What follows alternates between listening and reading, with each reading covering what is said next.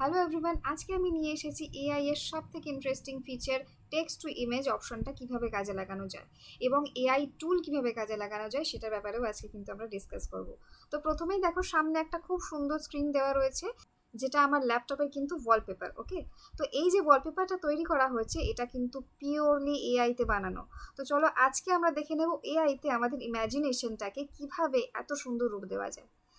তো ফার্স্টেই আমাকে তার জন্য যেটা করতে হবে, অবশ্যই একটা এআই টুল আমাকে ইউজ করতে হবে। তো সেই এআই টুলটা ইউজ করার জন্য আমাকে একটা স্পেসিফিক সাইটে যেতে হবে। যে সাইটটা আমি তোমাদেরকে দেখাবো সেটা কিন্তু ফ্রিতে তোমরা ইউজ করতে পারবে, that is fireflyadobe.com। Adobe firefly AI art generator. তো আমাকে কিন্তু এই অপশনটাতে আসতে হবে, এআই আর্ট জেনারেটর। তো এই এআই আর্ট জেনারেটরে ক্লিক করার পর প্রথমেই তোমরা যে স্ক্রিনটা দেখতে পাবে সেটা কিন্তু এক্সপ্লোর ফায়ারফ্লাই। এখানে সিম্পলি একটা অপশনের সাহায্যে আমরা লগ ইন করে নেব। লগ ইন করাটা কিন্তু এখানে ম্যান্ডেটরি, ঠিক আছে? তো আমরা যে কোনো একটা ইমেল আইডি দিয়ে আমাদের লগ ইনটা করে নিতে পারি। তো তার জন্য দেখো, আমি আজকে যে ফিচারটা ডিসকাস করব that is text to image, আগেই বলেছি। তো আমি কিন্তু ঢুকে ডাইরেক্ট এই ফিচারের জেনারেট অপশনটাতে ক্লিক করব।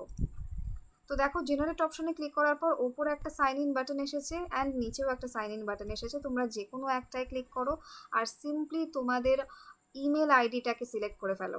এ দেখো, কন্টিনিউ উইথ গুগল এই অপশনটাতে ক্লিক করলাম। আর তোমাদের যে ইমেল আইডিটা থাকবে সেই ইমেল আইডিটা তোমাদেরকে জাস্ট এখান থেকে সিলেক্ট করে নিতে হবে। তো আমি এখান থেকে এই ইমেল আইডিটাকে সিলেক্ট করলাম। তোমাদের কোনো পাসওয়ার্ড দেওয়ার প্রয়োজন নেই, কোনো পাসওয়ার্ড মনে রাখারও প্রয়োজন নেই। দেখো, আমাদের কিন্তু এখানে অ্যাডব ফায়ারফ্লাই বিটা ভার্সন দিয়ে দিয়েছে, তার মানে আমরা কিন্তু এখন এআই এর সব থেকে ইন্টারেস্টিং টুল বিটার মধ্যে আছি।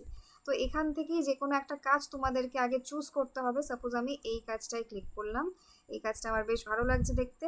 এবং এখানে কিন্তু আমাকে আমার কিওয়ার্ডসগুলো লিখতে হবে। আমার কিওয়ার্ডসগুলো লিখতে হবে ইন দ্য সেন্স, আমি যে ধরনের ইম্যাজিনেশন করছি সেই ইম্যাজিনেশনটাকে আমাকে এখানে ইংলিশে লিখে দিতে হবে।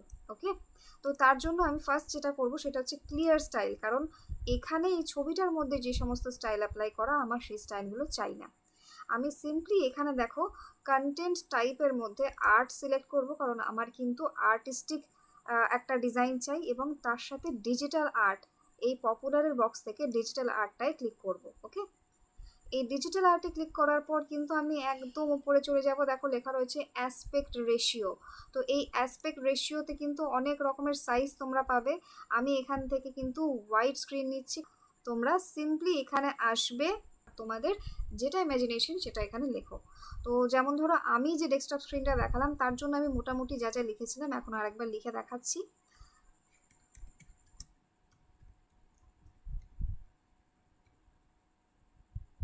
দেখো, ফার্স্টে আমি এতটা লিখলাম, glowing river coming out from cave of mountain, then generate করছি।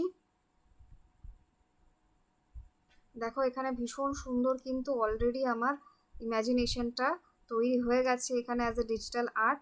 দেখো, খুব সুন্দর দেখতে লাগছে এবং এখানে কিন্তু অ্যাট এ টাইম তোমাকে 4খানা পিকচার ওরা সেট করে দেবে।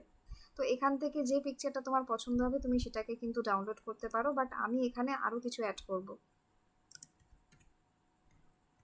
দেখো, এখানে একটা কথা বলে রাখি, জেনারেট অপশন আগে ক্লিক করি। তারপরে দেখো, এই যে সেন্টেন্সটা আমি লিখেছি এখানে গ্রামাটিক্যালি তোমাকে কারেক্ট হতে হবে, সেন্টেন্স মেকিং প্রপার থাকতে হবে তেমন কোনো মানে নেই। হ্যাঁ, ডেফিনেটলি একটা মিনিংফুল কিছু হতে হবে।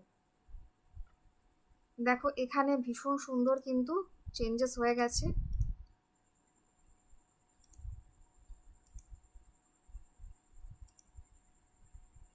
তো এখান থেকে যদি আমার এই পিকচারটা পছন্দ হয় তাহলে আমি কিন্তু সিম্পলি এখান থেকে ডাউনলোড অপশনে ক্লিক করব। এখানে দেখো ডাউনলোডিং স্টার্ট হচ্ছে। ইন 1 সেকেন্ড আমার পিকচারটা কিন্তু ডাউনলোড হয়ে গেল। এবার এই পিকচারটা আমি ওপেন করে দেখছি কতটা বড় সাইজে আসে। সি, এবং আমি এটা চাইলে এখানে রাইট ক্লিক করে এক্ষুনি আমার ব্যাকগ্রাউন্ডে সেট করে দিচ্ছি। চলো দেখা যাক।